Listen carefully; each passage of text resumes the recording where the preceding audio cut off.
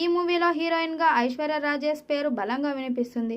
సంక్రాంతికి వస్తున్నాంలో వెంకటేష్కి మంచి జోడీగా అద్భుతంగా నటించింది. అందుకే చిరు కూడా ఆమెనే తీసుకుంటారని సమాచారం. ఇక సంక్రాంతికి వస్తున్న మూవీలో విక్టరీ వెంకటేష్ కుమారుడిగా నటించిన బాల నటుడు రేవంత్. ఈ అబ్బాయి బుల్లిరాజు పాత్రలో అదరగొట్టిన సంగతి తెలుసు. ఈ బుడ్డోడి నటనకి చిన్న పెద్ద తేడా లేకుండా ఆడియన్స్ ప్రతి ఒక్కరూ ఫిదా అయ్యారు. సినిమాల్లో బుల్లిరాజు తన డైలాగ్స్తో థియేటర్లో అందరినీ మెస్మరైజ్ చేశాడు.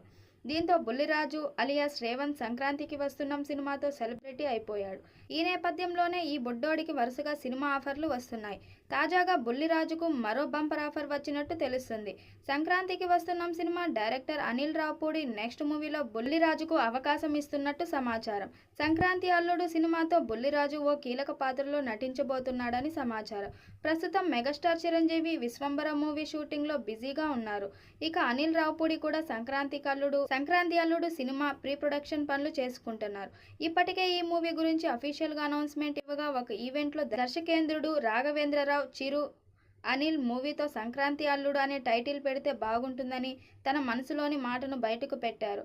ఇక అనిల్ రావుపూడి కూడా అదే టైటిల్ పెడతారని సమాచారం. ఇప్పటికే 90% స్క్రిప్ట్ వర్క్ పూర్తయింది. 3 నెలల్లో షూటింగ్ కంప్లీట్ చేసి ఆ తర్వాత పోస్ట్ ప్రొడక్షన్ కార్యక్రమాలు నిర్వహిస్తామని అనిల్ తెలిపాడు.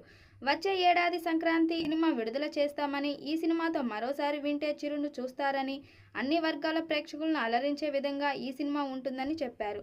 దాంతో సినిమా మీద అంచనాలు భారీగా పెరిగాయి. చిరంజీవి ఐశ్వర్య రాజేష్ జోడీ కూడా ఆకట్టుకునే ఛాన్స్ ఉంది. ఇక ఈ సినిమాకు అదిరిపోయే రేంజ్లో పాటలు ఇవ్వడానికి బీమ్స్ రెడీ అయ్యాడు.